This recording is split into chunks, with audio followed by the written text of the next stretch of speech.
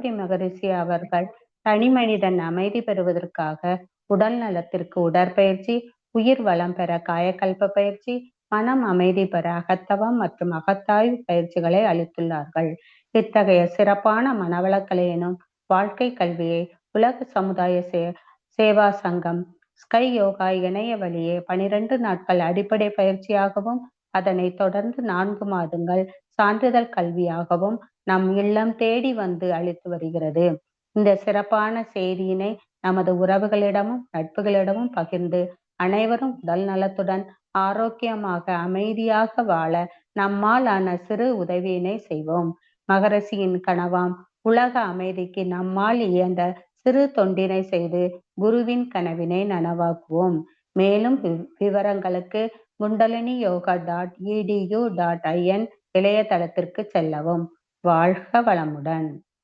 தவத்தினை தொடர்ந்து ஈதல் பழகு என்ற தலைப்பில் சிந்தனை விருந்து வழங்க பேராசிரியர் அருள்நிதி லீலாவதி பெரியசாமி அம்மா அவர்களை அன்புடன் அழைத்து அமர்கிறோம். வாழ்க வளமுடன்மா. அம்மா வாழ்க வளமுடன். வாழ்க வளமுடன். வாழ்க வளமுடன்.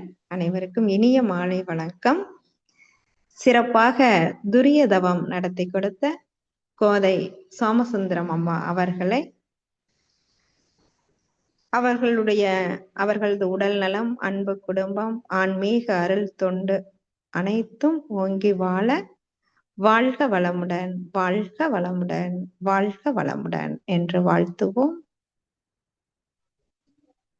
வாழ்க வளமுடன். வாழ்க வையகம், வாழ்க வையகம், வாழ்க வளமுடன். குரு வாழ்க, குருவே துணை. இந்த இனிமையான நல்ல நேரத்தில, நல்ல நாளிலே மகரிஷியினுடைய சிந்தனையாக நாம் சிந்திக்கக்கூடிய தலைப்பு ஈதல் பழகு. ஈதல் அப்படின்னாவே ஈகை அப்படின்னு எடுத்துக்கலாங்க. சாமிஜி அழகா கொடுத்திருப்பாங்க, ஒரு மனிதன் அறநெறியோடு வாழ பழகணும்.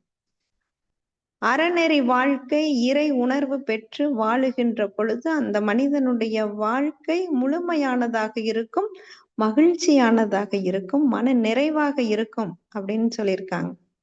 இந்த அறநெறி வாழ்க்கையில சாமிஜி கொடுத்தது ஒழுக்கம், கடமை, ஈகை. இந்த 3 குணங்களை எந்த ஒரு மனிதனிடத்திலே இருக்க பழகிக்கிட்டோம் அப்படின்னு சொன்னா வாழ்க்கை சிறப்பாக இருக்கும் அப்படின்னு சாமி கொடுத்திருக்காங்க. அப்ப ஒழுக்கத்தோட வாழ்றது, நம்ம எண்ணுகின்ற எண்ணம், சொல்லுகின்ற சொல், செய்கின்ற செயல், இது அனைத்துமே உடலுக்கோ மனதுக்கோ உயிருக்கோ உடலுக்கோ தற்காலத்திலோ பிற்காலத்திலோ துன்பம் தராததாக இருக்கக்கூடிய செயல்கள் ஒழுக்கத்தோடு இருக்கிறதா இருக்கும். கடமை, தன்னுடைய கடமையை ஒவ்வொரு மனிதனும் சரியாக செய்யணும். நம்முடைய உடலுக்கு குடும்பம், சுற்றம், ஊரார், உலகம், இது எல்லாத்தையுமே கடமை உணர்வோடு வாழ சொல்றாங்க. கடமையை உணர்ந்திடு, காலத்தில் செய்திடு, உடம்புக்கும் நல்லது, உள்ளமும் அமைதியாகும். அப்போ இந்த கடமை உணர்வோடு வாழுகின்ற பொழுதுதான் மனதிற்குள்ளே ஒரு எண்ணம் வரும். அதத்தான் ஈகை, ஈதல் அப்படின்னு சொல்றது. இந்த மனித குலத்திலேங்க மனித குலத்தினுடைய சிறப்புகளிலே மிக சிறப்பான ஒன்று என்னன்னு கேட்டீங்கன்னா, பிறர் படும் துன்பத்தை கண்டு இறங்கி அந்த துன்பத்தை போக்க முயல்கிறது. நம்மால ஆன என்ன ஒரு உதவியை நம்மளால அவங்களுக்கு செய்ய முடியும் அப்படிங்கிற ஒரு எண்ணம் ஒரு மனதினுக்குள்ள வந்ததுன்னா இந்த மனித குலத்திற்கே மிகப்பெரிய ஒரு சிறப்பு. அந்த வகையில எழுகின்ற எண்ணமே செயலாக வாழ்க்கையில ஒரு நல்ல நிலைக்கு கொண்டு போய் அவங்கள நிறுத்தும். அவர்கள் செய்கின்ற செயல் ஒரு மனிதன் பிறர் மனிதன் துன்பப்படுகின்ற பொழுது அந்த மனிதனை பார்த்து அவருக்கு நம்மால் என்ன உதவி செய்ய முடியுமோ என்ற ஒரு எண்ணத்தை நமக்குள்ள பழகிக்கிறோம் பாருங்க. பிறர் துன்பப்படும் பொழுது அந்த துன்பத்தை போக்குவதற்கு என்ன வழி அப்படிங்கிறத உணர்ந்துகிட்டு அதை போக்குவதற்கான செயல்களை செய்கின்ற பொழுது மனம், நமக்குள்ள எழுகின்ற அந்த மனதினுடைய நிறைவு மிக மகிழ்ச்சியாக இருக்கும். நம்ம இன்னைக்கு ஈதல் அப்படின்னு சொல்றதுங்க எந்த இடத்துலயுமே இன்னைக்கு கொஞ்சம் யோசிச்சுதான் செய்யறதா இருக்கு. யாருக்கு எந்த இடத்துல எப்படி போய் உதவி செய்யறது அப்படிங்கிறத நல்லதுன்னு நினைச்சு செஞ்சோம் அப்படின்னு சொன்னா அது என்னவா மாறுதுங்க? தீயதா கொண்டு போய் விடுது. அப்போ பல நேரங்கள்ல எதையுமே கொஞ்சம் யோசிச்சு நிதானமா யாருக்கு எந்த இடத்துல எந்த மாதிரி உதவிகள் தேவைப்படுது அப்படிங்கிறத உணர்ந்து செய்யணும் அப்படின்னு சாமிஜி சொல்றாங்க. ஒரு தெளிந்த அறிவோடு தெளிந்த நிலையிலே பிறருக்கு உதவுதல் அப்படிங்கிறது மிக அவசியம். வாழ முடியாம இருக்கிறாங்க. வாழ முடியாதவர்களும், வாழத் தெரியாதவர்களும், வாழ்வை இழந்தவர்களையும் ஏற்று காப்பது இந்த சமுதாய நலத்தை காக்கும். ஒரு சமுதாயத்திற்கு நல்ல செயல்களை செய்யறோம் அப்படின்னு சொன்னா, அவங்க எப்படி வாழ்க்கைய வாழ்றதுன்னே தெரியாம தடுமாறிக்கிட்டு இருக்கிறவங்களுக்கு நம்மால ஒரு உதவி செய்யலாம். வாழ்வை பற்றியே தெரியாத ஒரு விளக்கம் இல்லாத வழியில. எந்த ஒரு தொழில் செஞ்சா ஒரு பணம் சம்பாதிக்கலாம். அந்த பணத்த கொண்டு நீங்க ஒரு பொண்ணோ, பொருளோ வாங்குறது. இந்த மாரி வாழ்க்கையில துன்பப்படுகின்றவர்களை அவர்களுக்கு ஏதாவது ஒரு வேலை கொடுத்து அழகா சொல்லுவாங்க. ஒரு மனிதன் பசியால துன்பப்பட்டுட்டு இருக்கிறப்போ, ஒரு ஒரு குரு கூப்பிட்டு கடல்ல உட்கார்ந்து மீன் பிடிக்க கத்துக் கொடுப்பாராம். அப்போ எல்லாருமே கேட்பாங்களாம். ஏங்க பசியால இருக்கிறவங்களுக்கு ஒரு ஏதாவது ஒரு ரொட்டி துண்டு வாங்கி குடுத்தீங்கன்னா, அவங்களுடைய வயிறு நிறையும். அவர்கள போய் மறுபடியும் வேலை செய்ய சொல்றீங்க அப்படின்னு கேட்கிறப்போ, அந்த குரு சொன்னாராம், இன்னைக்கு நான் ஒரு பொருள் அவங்களுக்கு உதவி செஞ்சேன் அப்படின்னா, இன்றைய பொழுது அவர்களுக்கு வயிறு நிறையும். வாழ்நாள் முழுவதும் அவர் யாரிடமும் பிச்சை கேட்காத நிலைக்கு கொண்டு வரணும் அப்படிங்கிறதுக்காக ஒரு தொழிலை நான் கற்றுக் கொடுக்கிறேன்னு சொன்னாராம். அந்த மாதிரி ஒரு மனிதனுடைய வாழ்க்கையில முன்னேற்றத்திற்காக வாழ்க்கையில எந்த ஒரு இடத்திலும் ஒரு உயர்ந்த நிலையை அடைவதற்கு ஒரு ஏணி படிகளாக நம்முடைய செயல்கள் இருக்க வேண்டும் அப்படின்னு தான் மகரிஷி கொடுக்கறாங்க. வாழ்வை இழந்தவர்கள் இப்படி எல்லாம் இருக்கிறப்போ அவங்களையெல்லாம் ஒரு காத்து நிலைக்கிறப்போ அதெல்லாம் ஒரு நல்ல செயல்களாக நமக்குள்ள இருக்குது. இதுதான் ஈகை அப்படிங்கிறத அழகா ஒரு குறள் சொல்லுவாங்க. ஈதல் இசைபட வாழ்தல் அது வல்லது ஊதியம் இல்லை உயிர்க்கு. நம்ம எப்பொழுதுமே ஒரு கொடுத்து பழகிட்டீங்க அப்படின்னு சொன்னா மனம் ஒரு நல்ல நிலையை எடுக்கும். ஈத்துவக்கும் இன்பம் அறியார்க்குள் தாமுடைமை வைத்திலக்கும் வகைனவர். அப்ப உழைத்து பொருள் ஈட்டி வாழ முடியாதவர்களுக்கு உதவ வேண்டும். இதைத்தான் திருவள்ளுவர் என்ன சொல்றாருங்க? இல் வாழ்வான் என்பான் இயல்புடை மூவர்க்கும் நல்லாற்றின் நின்ற துணை. அப்போ ஒரு எந்த ஒரு இடத்துல இல்லறத்தார் இயல்புடைய மூவர் இருக்கிறாங்க. நம்ம வாழ்க்கை அப்படின்னு எடுத்துக்கிட்டீங்கன்னாவே கணவன் மனைவி குடும்பம் அப்படின்னு இருக்குது இல்லைங்களா? அதுல பெற்றோர் கணவன் மனைவி பெற்ற மக்கள் இவங்க எல்லாத்துக்குமே நம்மளால முடிஞ்ச ஒரு உதவி நம்மளும் பிறருடைய உதவியோட தான் வாழ்ந்துகிட்டு இருக்கிறோம். அந்த ஈதல் பழக்கம் நமக்குள்ள இருக்கணும். நம்ம முன்னோர்கள் எப்படி ஒரு உதவியோட நம்ம வாழ்க்கையை கொண்டு போறோமோ அந்த வாழ்க்கை திருப்பி நம்ம அவங்களுக்கு எங்கிருந்து எடுக்கப்பட்டதோ அது அங்கேயே கொடுக்கப்பட வேண்டும் அப்படின்னு சாமிஜி சொல்றாங்க. நம்ம எல்லாம் என்ன பண்றாங்க இன்னைக்கு? வாங்குறதுதான் நம்மளுடைய வேலையா இருக்குது. திருப்பி கொடுக்கணும் அப்படின்னா யோசிக்கிறதா இருக்குது இல்லைங்களா? நிறைய பேர்த்தினுடைய வாழ்க்கையில அதுதாங்க ஒரு சிக்கலுக்கு காரணமாகவே இருக்கும். இந்த சமுதாயத்துல பாத்தீங்கன்னா ஒரு பொறுப்புல இருக்கிறவங்க ஒரு குடும்ப தலைவனாக இருக்கிறவங்க அந்த குடும்பத்தை எப்படி பராமரிக்கணும்? தன்னுடைய மனைவி ஆகட்டும் தன்னுடைய பெற்றோர்களை ஆகட்டும் குழந்தைகளை ஆகட்டும் எப்படி அந்த குடும்ப பொறுப்பிலிருந்து எப்படி அவர்களை சரியான நிலைக்கு கொண்டு வருவது அப்படிங்கிறத நல்ல மனிதர்கள் ஆழ்ந்து ஆராய்ச்சி செய்து சிந்தித்து அதனை சரியாக கடைபிடிப்பார்களாம். அப்பதான் இல்வாழ்வான் என்பான் இயல்புடைய மூவர்க்கும் நல்லாற்றின்ற துணை. இந்த மூவருக்குமே பெற்றோருக்கும் கணவன் மனைவி பெற்ற மக்கள் இவங்களுக்கு எல்லாத்துக்குமே ஒரு நல்லது செஞ்சுக்கிட்டு வர்றோம். எந்த இடத்துலயும் துணையாக நிற்கிறோம் அப்படிங்கிறது தான் ஒரு இல் வாழ்க்கை வாழுகின்ற மனிதனுடைய மேன்மை. இந்த சமுதாயத்துல நிறைய பேர் பாத்தீங்கன்னா நோயோட அவதிப்பட்டு இருக்கிறாங்க. ஒரு உறுப்பை இழந்திருக்காங்க. அதே மாதிரி ஊனமுற்றோர்கள் வாழ்வதற்கு உழைக்கும் வலிவு இல்லாம இருக்கிறவங்களுக்கு அவங்களால உழைப்பு அப்படிங்கிறதே இல்லாத இருக்கும். அந்த இடத்துல எல்லாம் நம்ம போய் நின்னு உதவி செஞ்சோம் அப்படின்னு சொன்னா இந்த மனித குலத்தை மேன்மை அடைய செய்யுமா? அப்போ அறிவிலோ செல்வத்திலோ குறையுடையவர்களுக்கு அறிவிலும் செல்வத்திலும் நிறைவுடையவர்களாக வாழ வைப்பதுதான் இந்த ஈதல் அப்படிங்கிறது, ஈகை அப்படிங்கிறதுங்க. அப்போ இதை நம்ம பழக வேண்டியதா இருக்குது. அப்படிதானுங்க? வாழ்க்கையில நமக்கு எடுத்து கொடுக்கணும். மனதார ஒரு எந்த ஒரு இடத்துலயுமே ஒரு பொருளை கொடுத்தாதான் ஈகை அப்படிங்கிறது இல்லைங்க. நல்ல மனதை, நமக்குள்ள நல்ல எண்ணத்தை கொடுத்தோம்னாவே போதுங்க. இந்த பிரபஞ்சத்துக்கு நல்ல எண்ணத்தை 4 பேர்த்துக்கு சொன்னோம்னாவே போதுங்க. ஒருத்தர் உடம்பு சரியில்லாம இருக்கிறாங்களா, அவங்களுக்கு இந்த மாதிரி கை பயிற்சி செய்யுங்க, கால் பயிற்சி செய்யுங்க, கால் வலி வராது அப்படின்னு ஒரு ஒரு வார்த்தை சொல்றோம் பாத்தீங்களா, அதுவே அவங்களுடைய வாழ்க்கையில ஒரு திருப்பு முனையாக இருக்கும். ஒரு தடுமாறுகின்ற நிலையில் இருக்கிறப்போ அந்த இடத்துல போய் நின்று அவங்களை சரிப்படுத்தக்கூடிய நிலையாக ஒவ்வொரு மனிதனும் வாழ பழகிக்கணும். அதைத்தான் சாமிஜி வாழ தெரியாதவங்க, வாழ முடியாம இருக்கிறவங்க, அவங்களுக்கெல்லாம் வறியோர்கள் இருக்காங்க, அவங்களுக்கெல்லாம் நம்மால முடிஞ்ச ஒரு உதவி. எல்லாருமே பொருள் உதவி அப்படிங்கிறத மறந்துடணும். பணம், செல்வம், செல்வாக்குங்கிறது வேறங்க. நோயற்ற வாழ்வே குறைவற்ற செல்வம். அப்போ நோய் இல்லாத உடல், நல்ல மனம், குழப்பம் இல்லாத மனம், சிக்கல் இல்லாத வாழ்க்கை, இதுதாங்க மனிதனுக்கு அத்தியாவசிய தேவையாக இருக்கிறது. அந்த வாழ்க்கை வாழ்வதற்கு நம்மால் ஆன என்ன உதவி செய்ய முடியுமோ அதை சரியா நம்ம செஞ்சுக்கிட்டு வரணும். அப்ப தினமும் நம்ம 2 பேர்த்துக்காவது உடற்பயிற்சி சொல்லி கொடுக்கறது, தினமும் ஒரு தீட்சை கொடுக்கறது. சாமிஜி என்ன கொடுத்திருக்காங்க நமக்கு? அறநெறியோடு நல்ல மனிதரோடு என்னைக்கும் நல்லா பேசி நல்ல வாழ்க்கை கொண்டு வரணும் அப்படிங்கிறதுக்காகத்தானே இந்த வேதாத்திரிய கல்வி அப்படிங்கிறதே நம்ம எடுத்திருக்கிறோங்க.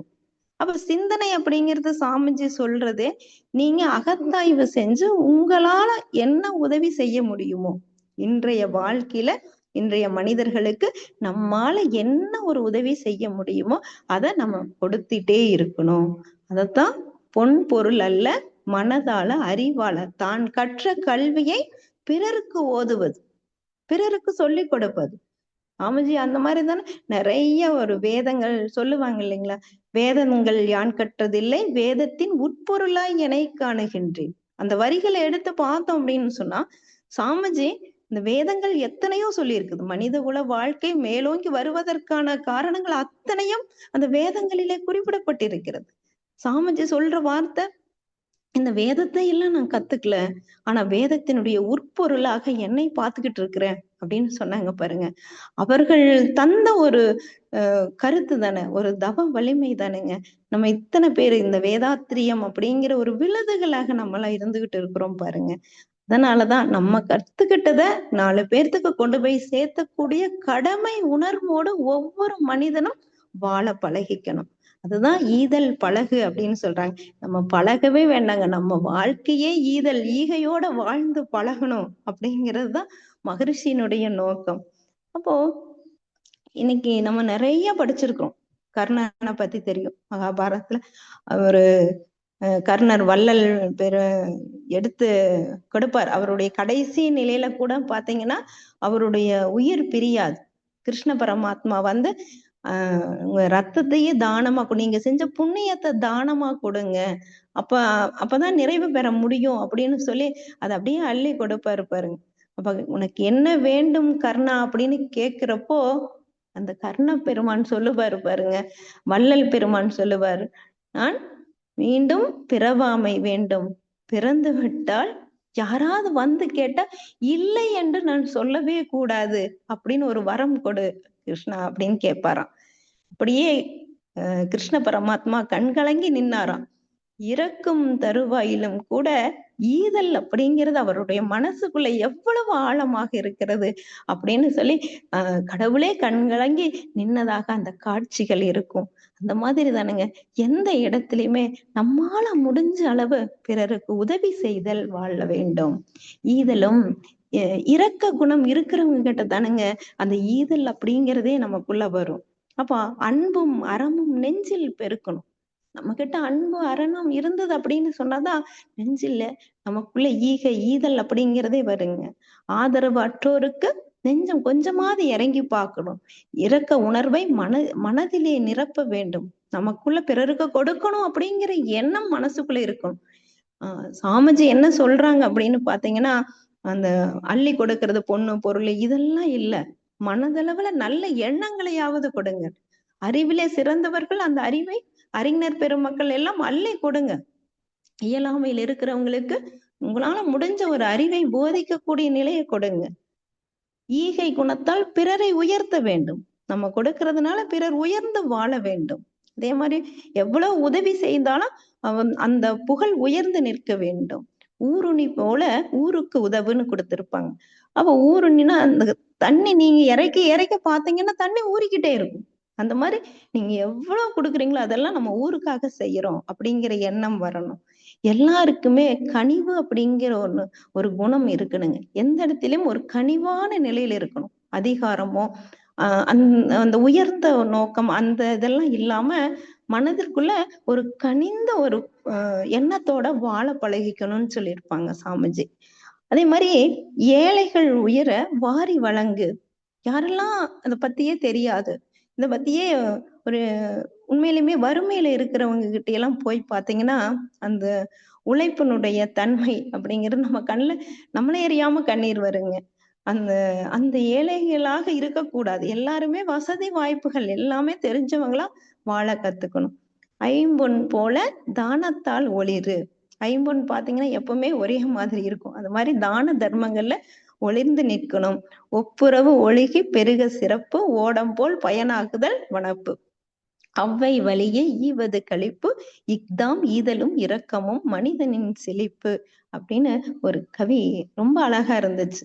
இந்த இரக்க குணம் எவ்வளவு ஒரு ஈதலை கொடுக்குது, நமக்கு ஈகை அப்படிங்கிற குணத்தை கொடுக்குது. இந்த குணத்தால தாங்க நம்ம வாழ்க்கை அப்படிங்கிறதே மிக சிறப்பாக இருக்க போகுது. நீங்க எவ்வளவுதான் நிறைஞ்சு சம்பாரிச்சு சேர்த்து சேர்த்து வச்சிருந்தாலும் கூட அள்ளி கொடுக்கறப்போ ஒருத்தர் அப்படியே பார்த்து கண்கள் அப்படி ரொம்ப சந்தோஷம், இவங்கனால நான் இந்த அளவு மிக நல்லா இருக்கிறேன், ஒரு புண்ணியவான் எனக்கு கொடுத்தாரு அப்படின்னு சொல்லுவாங்க பாருங்க. அந்த இடத்துல வர்ற உண்மையான அந்த பெருமைக்காக இல்லை, உண்மையாலுமே ஒருத்தருடைய இன்னைக்கெல்லாம் கொடுக்கக்கூடிய தானங்கள் அப்படின்னு எடுத்துக்கிட்டீங்கன்னா பெருமைக்காக. தன்னோட ஒரு கோயில்ல பாத்தீங்கன்னா பணம் கொடுத்தாங்கன்னா அவங்க பேர் முன்னாடி பலகையில வரும், அதுக்காக ஒரு கொடுக்கறது. அந்த மாதிரி பேருக்காக தான தர்மங்கள் செய்யக்கூடாது. உண்மையாலுமே யாருக்கு எந்த இடத்துல எது தேவை என்று உணர்ந்து நம்ம அந்த இடத்துல போய் உதவி செய்யணும். இன்னைக்கு எத்தனையோ தானங்கள் இருக்குதுங்க. அன்னதானம் இருக்குது எல்லா இடத்துலயும். முதல்ல எல்லாம் பாத்தீங்கன்னா ஒரு 40-50 வருஷத்துக்கு முன்னாடி எல்லாம் வறுமை அதிகமா இருந்தது, உணவுக்காக தட்டுப்பாடு இருந்தது. 60-70 வருஷத்துக்கு முன்னாடி எல்லாம் உணவு கிடைச்சா போதும். இன்னைக்கு உணவு எந்த இடத்துல வேணாலும் இருக்குது. அப்போ அதுக்கு பஞ்சமே இல்லாம போச்சு, அந்த அளவு நிறைஞ்சு வந்துருச்சு. அப்போ அன்னதானம் தான் மிக சிறந்தது அப்படின்னா அந்த அன்னதானம் கூட இன்னைக்கு அளவில்லாம வந்து சேருது. கோயில் எல்லாம் பாத்தீங்கன்னா எடுத்து அப்படியே கொட்டி வச்சிருப்பாங்க. எதுக்கு இவ்வளவு செஞ்சு இவ்வளவு எடுத்து போடுறாங்க அப்படின்னு மனசுக்குள்ள தோணும். அதே மாதிரி கண் தானம் கொடுத்தாங்க. அதெல்லாம் நினைச்சு பாக்குறதுக்கே ஒரு உயிருக்கு ஒரு ஒளியை கொடுத்தாங்க பாருங்க. ரத்த தானம் ஒரு உயிரை காப்பாத்தி அந்த இடத்துல வாழ வைக்கிறது. இந்த எல்லா தானங்களையும் விட மிகச்சிறந்த தானம் எதுன்னு கேட்டீங்கன்னா அறிவு தானம். தான் தான் கத்துக்கிட்டத எல்லாத்துக்கும் கொடுத்துடுறாங்களா பாருங்க. இந்த சாமிஜி கடைசியில எழுதியிருப்பாரு அந்த புத்தகத்துல, படிக்கிறப்போ என்ன அறியாம என் கண்கள் அப்படி கண்ணீர் போகுங்க. எல்லாத்தையும் கொடுத்துட்டேன், நிறைவு பெறுகிறேன் அப்படின்னு சொல்லி அந்த வார்த்தைகள் எல்லாம் இன்னைக்கு நினைச்சாலும் மனசுக்குள்ள ஒரு இதா இருக்கு. அந்த மாதிரி தான் கத்துக்கிட்டது எல்லாமே என்னுடைய குழந்தைகளுக்காக, என்னுடைய மக்களுக்காக அப்படின்னு சாமி கொடுத்தாங்க. அந்த மாதிரி ஒரு எண்ணம், அந்த ஈதல் பழகுதல், அந்த கொடுக்கக்கூடிய பழக்கம் நம்ம கிட்ட எல்லாம் வரணும். நம்ம கிட்ட என்ன இருக்குதோ கேட்கறது அப்படியே கொடுக்கணும், என்ன தெரியுதோ அதை எல்லாத்துக்கும் சொல்லி கொடுக்கணும் அப்படிங்கிற ஒரு எண்ணம் வரும். இன்னைக்கு பல பேர்கிட்ட பல மனிதர்கள்கிட்ட ஒரு சிரிப்பு அப்படிங்கிறதே இல்லாம இருக்குதுங்க. ஒரு ஏழையனுடைய சிரிப்பு எப்படி இருக்குது அப்படிங்கிறதுக்காக ஒரு கவிஞன் எழுதி இருக்கிறாருங்க. அதை படிக்கிறப்பவே எனக்கு ஒரு மாதிரி இருந்துச்சு, அதை உங்ககிட்ட பகிர்ந்துக்கணுங்கிறதுக்காக கொடுக்கிறேன். காலை நேரம் மக்களின் நெரிசல், சாலை ஓரம் ஏழை ஒருவன், தோலை கொண்டு போர்த்திய கூடு, ஓலை போல கிழிந்த உடுப்பு, வரிகள் நிறைந்து சுருங்கிய முகம், கனவுகள் கலைந்து கலங்கிய கண்கள், ஊனம் உற்று உறைந்த கால்கள், தானம் கேட்டு நீண்ட கைகள், அனைத்தும் கண்டு வருத்தம் மிகுந்தது. நனைந்த இமைகள் உதவச் சொன்னது. பையில் கிடந்த ரூபாய் 100 கையில் கொடுத்தது நிம்மதி வந்தது. 100 ரூபாய் கண்டதின் காரணம் தீரும் பசி இன்றும் நாளையும். சரிந்து போன அவனது முகத்தில் சிரிப்பை கொஞ்சம் எதிர்பார்த்தேன். தழுதழுத்தது அவனது குரல், படபடத்தன கூப்பிய கைகள், கண்களில் பொலபொலவென்று கண்களில் நீர். ஏழையின் சிரிப்பில் கண்ணீரோ, ஏழையின் சிரிப்பில் கண்ணீரோ என்று ஒரு கவிஞன் மோகன்தாஸ் பூவலிங்கம் அப்படிங்கிற ஒரு கவிஞன் எழுதிய வரிகள் அது. ஒரு 100 ரூபாயை பார்த்ததும் அந்த ஏழை மனிதனுடைய கண்கள்ல கண்ணீர் வந்தது பாருங்க. இன்னைக்கு ஒரு ஒரு சின்ன குழந்தைகளை கூட்டிட்டு போனீங்கன்னா 5000 10,000 எவ்வளவு வேணாலும் கேட்டா வாங்கி கொடுக்கறதுக்கு தங்களுடைய வருமானம் அதிகரித்துட்டு இருக்கிறாங்க. ஆனா இந்த மாதிரி உண்மை அப்படியே அந்த ஏழைகள் எல்லாம் தங்களை கைகளை நீட்டி உட்கார்ந்து இருக்காங்க பாருங்க. அந்த நிலை ஒவ்வொரு நாட்டிலும் மாற வேண்டும். அழகா வைரமுத்து சொல்லி இருப்பார், நாட்டுல பிச்சைக்காரர்கள் இருக்கக்கூடாது. அதே மாதிரி வறியோர்கள் ரொம்ப சிரமப்பட்டுட்டு இருக்கிறவங்க அந்த நிலைக்கு கொண்டு போகக்கூடாது. இதையெல்லாம் திருடர்கள் இருக்கக்கூடாது, பிறரை ஏமாற்றுவர்கள் இருக்கக்கூடாது. இந்த மாதிரி இல்லாத மனிதர்கள் இருந்தால் அந்த நாடு மிக சிறப்பாக இருக்கும் அப்படின்னு எழுதியிருப்பாங்க. அந்த மாதிரி நம்மளுடைய வாழ்க்கை அப்படின்னு எடுத்துக்கிட்டீங்கன்னா, நம்ம குடும்பம், நம்ம சுற்றத்தார், இவங்க எல்லாத்தையுமே நமக்குள்ள கொண்டு வரணும். ஒரு அன்பெனும் பிடியில் இழுத்து பிடிச்சிருக்கணும். சாமிஜி நம்மளையெல்லாம் அப்படிதான் வச்சிருக்கிறாருங்க. மகரிஷியினுடைய கொள்கைகள் எல்லாம் பார்த்துட்டீங்கன்னா அவருடைய அன்பெனும் பிடியில் தான் நம்மளை எல்லாம் கொடுத்து வச்சிருக்காருங்க. அப்போ அவரு சொன்னது தானுங்க, இந்த அறநெறி வாழ்க்கை, இந்த ஈதல் பழகு, எல்லாத்துக்கும் கொடுத்து பழகுங்க. இதுதான் இருக்குது, இதைதான் கொடுத்தேன், இதை கொடுத்தாதான் நமக்கு மதிப்பு மரியாதை என்று எதையும் தானம் செய்ய வேண்டாம். நம்ம கிட்ட என்ன இருக்குதோ அதை முழுமையாக ஒருவருக்கு கொண்டு போய் சேர்த்தக்கூடிய கடமை உணர்வோடு வாழ்ந்து காட்ட வேண்டும். அதற்கு ஈதல் பழகுதல் மிக மிக அவசியம் என்று சொல்லி இந்த வாய்ப்பு கொடுத்த உங்கள் அனைவருக்கும் நன்றியையும் வாழ்த்துக்களையும் தெரிவித்துக் கொள்கிறேன். வாழ்க வையகம், வாழ்க வையகம், வாழ்க வளமுடன். வாழ்க வளமுடன்மா. மிக அருமையாகவும் மிக ஆழமாகவும் சிந்திக்கக்கூடியதாகவும் இருந்ததுமா உங்களுடைய சிந்தனை விருந்து.